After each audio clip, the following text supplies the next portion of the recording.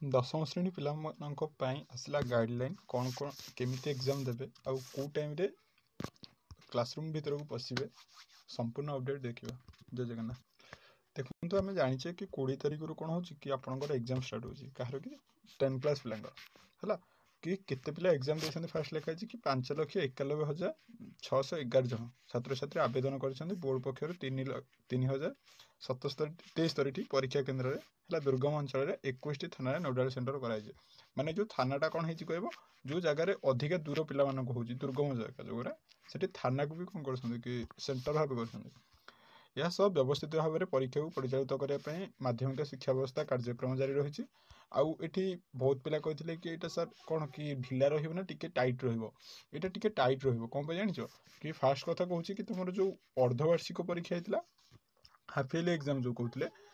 जो FA1 exam होता ये दुईटा एग्जाम तुम माने बहुत ढिला होता बहुत ढिलार अर्थ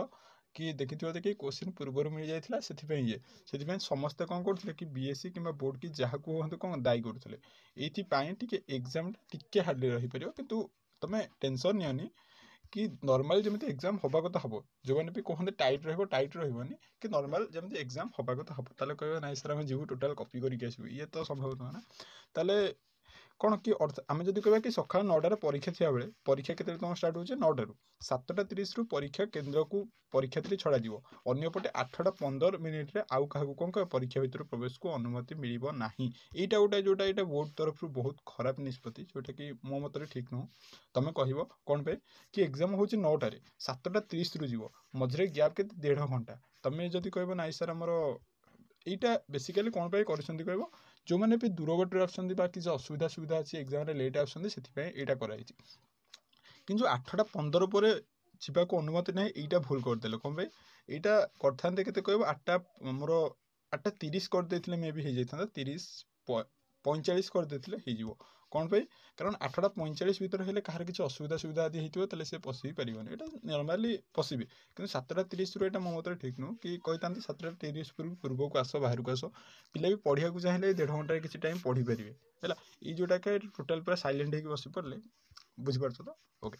तापर नेक्स्ट देखा कौन अच्छे सेपरी कॉपी रोकने एथर प्रथम थर कौन कर लगी समस्त परीक्षा क्षेत्र में पर्यवेक्षण नियुक्ति कर रक्त कौन कह कि उक्त पर्यवेक्षण प्रश्नपत्र आसवा ठारू परीक्षार उत्तर खाता या पर्यंत समस्त कार्य टेक्निक कर उत्तरदार कह ये बेसिकाली कौन हो कह तुम जो एग्जाम होनी कि एग्जाम बहुत पिला कहते सर CCTV लगे कि कौन हाँ CCTV बहुत सेंटर लगी मे बी 90 सेंटर कौन कह CCTV लगुच आ जो 10% लगुना जदि भी सेंटर हो सियोर लगुच है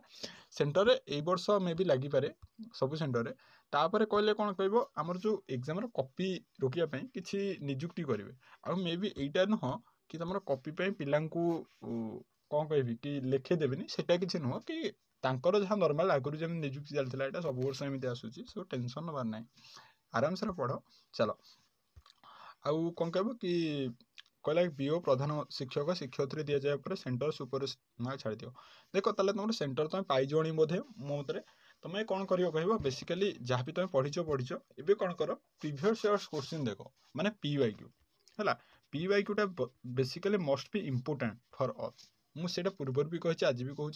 कि PYQ रे कौन हम तुम जहाँ भी क्वेश्चन में आउची तुम 4 बेसी ना 5-7 वर्षर यदि PYQ देखीदेल ताले से ही तुम क्वेश्चन आसपारी माने तुम भाई पारियोनी कि 5-7 वर्ष तुम यदि खाली क्वेश्चन टाक डिस्कसन कर ताले तुम 100 माने गोटे सब्जेक्ट 100 मार्क रु 60 रु 70 मार्क तुम हित आसपारी कह सर लंग क्वेश्चन भी येस ताले कह सर लंग क्वेश्चन तो आमको दौना यहीटा हूँ कथा मुझे फास्ट भी कही तुम एबे भी एग्जाम सैले तुम जहाँ भी माने लंग क्वेश्चन अच्छी तुम घर आसिक लिख